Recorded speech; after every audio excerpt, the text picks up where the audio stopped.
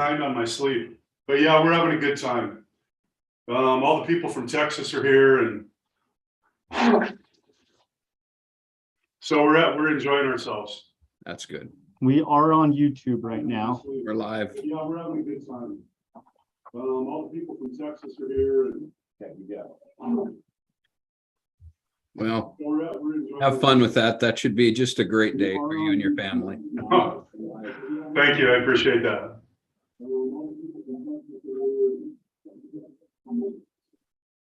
Just a minute here, Greg, and I'll kick it off to you. Okay. Thank you.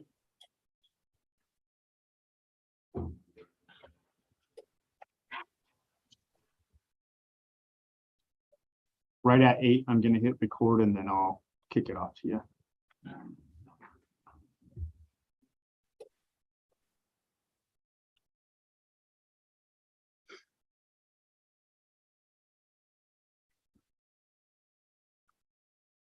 All right, we're good to go.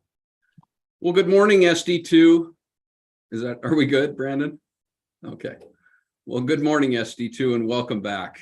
I sent an email not too long ago that said there were so many sleeps left. Well, there's very few sleeps. So here we are. I am super excited to start this year. I'm not super excited to be Zooming, really. I was hoping this would be in live, but it's not. And I enjoy the Metra. I enjoy just visiting with people, and hopefully that'll be next year. And I'm sure there's a lot of you saying, no, I don't want to do that. It takes too long to get out of the Metro. It takes too long to park. It takes too long to do all that. But, you know, our business is about relationships. It really is. And so they have been strained in the last couple of years. I'm not going to look back. I'm going to look forward. And hopefully you had a chance to read my letter, because I put a lot of thought into that letter. People are looking around going, what letter? But you know, your homework is to read that letter, because the letter really says what I would like to do, just leading this year. And we've just have such fine people, and we have such great people that chose education as a profession. We're altruistic in our beings. We get excited when someone else does well. And with all of the anger and negativity that our society has been experiencing, I think it's up to us to lead it, and lead it with kindness and conviction. You know, we have to be strong in our views. I feel like education has been under attack and continues to be, and it doesn't need to be. It doesn't need to be. We're doing a great job, and I'm so proud of you. Do we need to improve in areas? Oh, absolutely we do. But at the end of the day, we're taking care of our kids. We really are. And that's what we're about. And so I strongly, strongly encourage you to find the right in what we do, the right in our students, the right in our colleagues, the right in our parents trying to advocate for them. It's time to look for what's right instead of always what's wrong. What's wrong is a dead end. It's a negative. I'm just not going to do that. And I'm carrying anger, and I've shared that with a couple of groups. I'm angry about things in the last couple of years. You bet I am. But it doesn't do any good. I have to let it go. And I want to lead with kindness and compassion, because that's essentially who we are. And you know what else? We love to have fun. Teachers and educators lead the charge in having fun. And so what's wrong with that? I really do want you to focus on that. I challenge you to just some random acts of kindness, just because. Maybe a crumble cookie shows up on your colleague's desk. Maybe you go out to dinner with someone that you just normally wouldn't have done that. Maybe you just do something nice for someone just because maybe it makes you feel good. You know, I mentioned in my letter that gratitude is attitude. And I believe that. And I feel very fortunate to be in Billings. I feel very fortunate to have the opportunity to be where I'm at. I love the people here. I love the community. It's a good community. And this is a really, really good district with great people in it. And so we need to keep that at the forefront. I just the motto today is lead with kindness and conviction, because we have to be strong in our views. We do. We know what's right for kids. We know why they struggle. We know what's happening. So be strong in your professional positions.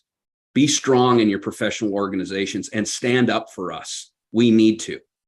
But at the same time, we can be kind and we can laugh.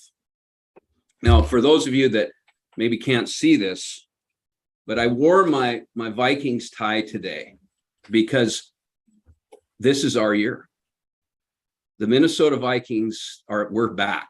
That's what this is about. And so we're going to cheer for them. And Julie Donnell at Highlands, she's from the mother country, and she said she's going to have her school cheer for the Vikings.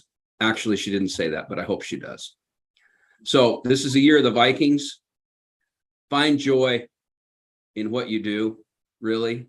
And thank you for everything that you've done and the efforts that have been put forward. I really do appreciate it. And smile. It's a good time to smile. And so with that, who loves you? I heard it. I do. I really do. I'm really looking forward to a wonderful year. I really, really am. And so now I'd like to introduce President Doug Robison. Now, I'm going to help this a little bit because last year, the year before, I asked him, I said, Doug, what's the correct pronunciation of your name? Is it Robison or is it Robison? And he said, it really doesn't matter. Robison is fine. And so I said, is it? And he said, yeah. And so when I said that, it was with his sharing that was correct when it wasn't. And then I got yelled at after that. It's like, doesn't he even know your name? And I thought, and I don't know, Doug, if you ever clarified that, and probably let me lie in the alley, bruised and battered. And I think they call that a setup. So President Robison, I give you the floor. Thank you, Mr. Upham. I appreciate that introduction. And honestly, I appreciate what you do and what you've done for School District 2. And honestly, when I used to start a school year with students in the classroom, I would say, my name is Robison, and it's spelled Robison. It makes no difference if you call me Robison or Robinson or Robison. So I appreciate your introduction, and the pronunciation of my name makes no difference to me. But thank you. Good morning, School District 2 staff. I want to welcome you to a new school year. My name is Doug Robison, and I'm the president of the Billings Education Association. I am fully aware of what you want at this moment, and that is more time in your classroom and more time to reconnect with your colleagues.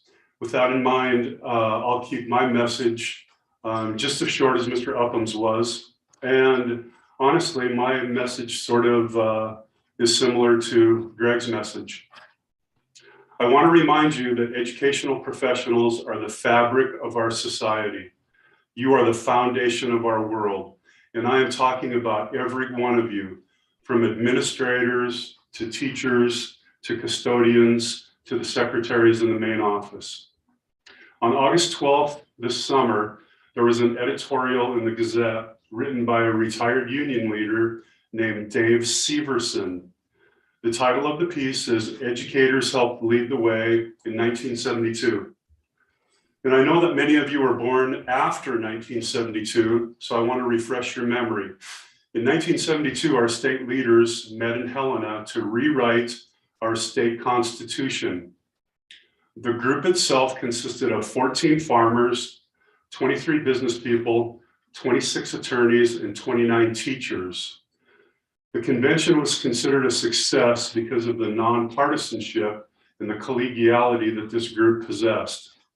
If you have a chance, look up the editorial. It was in the August 12th issue of the Gazette. It is well worth your time to read. We now live in a world of divisiveness where respecting another person's point of view is very rare.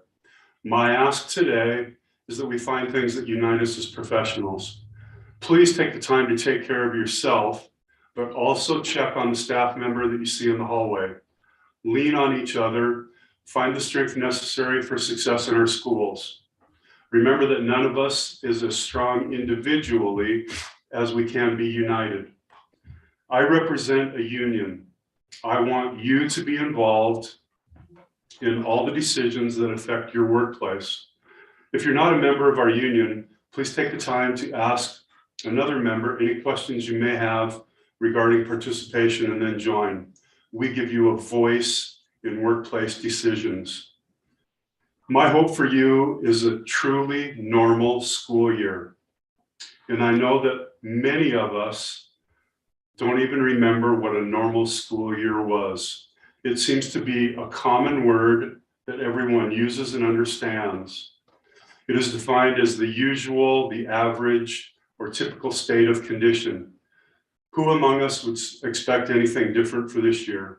Honestly, that is my true hope for you, that you are able to have a normal school year. I also hope that you're filled with passion and, most importantly, self-awareness. Working in the field of education is overwhelming. Please remember that you are a professional. You make the decisions that eventually impact the lives of those students in your classroom. You have been trained to do so and entrusted with this community's children by the community. Please remember that the BEA building itself is yours. Please feel free to stop by at any time. You don't have to have an issue or a problem. You're welcome to stop by and simply visit about anything that's going on in the schools. In closing, I want to wish you the greatest year ever. I want to thank Mr. Upham for his introduction. And again, I hope that you have a normal school year, and I hope it's one of your best ever. Thank you very much. Have a great day.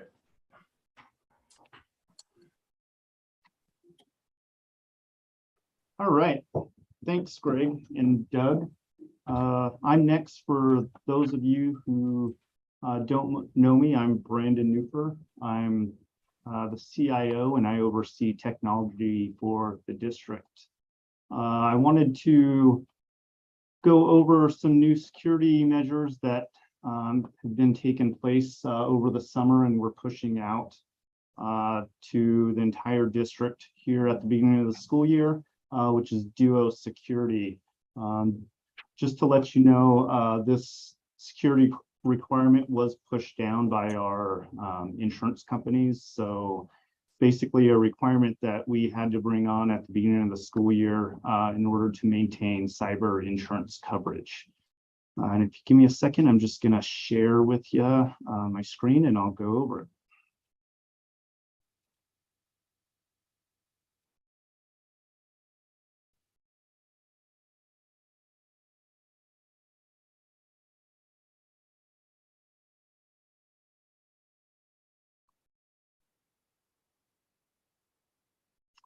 All right, I hope everyone can see that. So just a quick talk about duo security. As you can see on the screen, just a couple touch points that we'll go over today.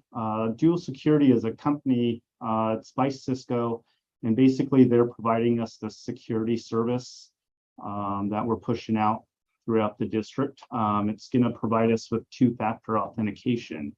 You're asking what two-factor authentication is. It's just a second layer of security, and it's based on logging into your computer. And right now, it's being pushed out to anything that's Google Workspace related. So if you're trying to access your Google email or just Google in general, Duo Security kind of oversees that and provides a second layer of password protection. Just so everybody knows, really, we've been using, probably everybody here has been using a not duo security, but a second layer of security for quite a while now. So if you have a bank account and you're using your ATM card, that's just a form of two-factor authentication. So when you go to the bank and you want to take money out, you got to have your ATM card and you have to have a PIN. So it's two separate types of authentication that is required to get money out of your bank. So you've been using two-factor for quite a while now. Why do we need two-factor authentication? So really it's to protect our data. It's to protect your data that's on our networks. It's to protect the students' data. And we're really just trying to keep those people out of the district and keep them out of our network as much as we can. Education is actually amongst the top, it's amongst the top industry that is really being focused on by cyber criminals. So it's really education, the government, and the hospital industries that are main focuses of cyber attacks. So we're really just trying to keep everyone's data safe by offering a second layer of security. And then just quickly, how will Duo change my login experience? So when you're logging into your computer, or if you're logging into Google Workspace, you're going to log in normally. It's going to ask you for your username and password, and then it's going to pop up with the Duo authentication screen. And at that point, it's either going to push a message out to your phone, and you'll need to accept that if it's really you that's trying to log into it, or if you've gone the token route, it'll at that point have you input the token ID that you have. And really that's it. Once you accept that little push off your phone, or you enter in that token ID and hit next, you're going to log right into your computer, or you're going to log right into your Google Workspace, and that's it. It really takes just a few seconds. I'm going to stop sharing my screen and go back. So just a little view when I log into my computer every morning. I don't know if you can see it, but I get this pop up on my phone, and I hit the green check button, yes, and then it logs right into my computer. Quick as that. For those folks that do not have a smartphone or choose not to use that mobile app, we are issuing out tokens that you can use. It's a little keychain token. You'll need that whenever you're logging into your computer, or if you're logging into Google Workspace to get into there. If you are choosing to go the token route, please be sure that you put in a help desk ticket so we can get a token signed out to you. Last thing I wanted to do is just go over some questions and some concerns that have come in over the last couple of days. So one of them that came up is that it's believed that the Duo mobile app is constantly connected to the internet and is constantly using data. And this is not true. Duo only uses data to push out the little approvals. Takes about approximately 500 approvals of those pushes to use 1 megabyte of data, which is a very minimal amount. That's probably, it'd probably take about 512,000 approval pushes to use 1 gigabyte of data. And it would just take years and years and years of getting the little approvals to even get up to 1 gig. I don't even know if we'll all be around that long to use up a gig of data just from the Duo approvals. Another thing that came up is that someone was asking if the Duo mobile app monitors your phone and accesses your personal data once you download it on your phone, and that too is untrue. The Duo mobile app only handles approval pushes. The only time it would ever access your camera is if you're scanning that QR code that came up during registration. That's the only time. Other than that, the only thing that mobile app is doing is sending out pushes to you. That's all I have. I'm going to ask Scott Proctor. He's our network engineer, and he's been helping pushing Duo out. I'm just going to ask him real quick if there's anything I missed, and if not, then we'll get off here and end this session. Yeah, I think you did a real good job there, Brandon. I would just add one thing to what the necessity is for these. As computers get faster, as graphics cards get faster, it's so much easier for hackers to brute force your password, meaning that they get it in an encrypted form, they copy it to some device, and they just sit there and try on it over and over and over until they get it. 10 years ago, if you had a 10-character complex password, it might take 74 years to crack that password. Nowadays, that's down to about half an hour. So, as we're moving forward, in IT, we're faced with this proposition. Do we keep requiring longer and longer passwords and changing them more and more often? Obviously, we're not going to try to require you to create a new 10-character password every 15 minutes. That would just be ridiculous, So that's why we have to bring this human element into security, where you're actually able to say, yes, that's me logging in. And that allows us to keep passwords for a longer period of time and have a little shorter passwords than a lot of places do. So we appreciate your efforts on this.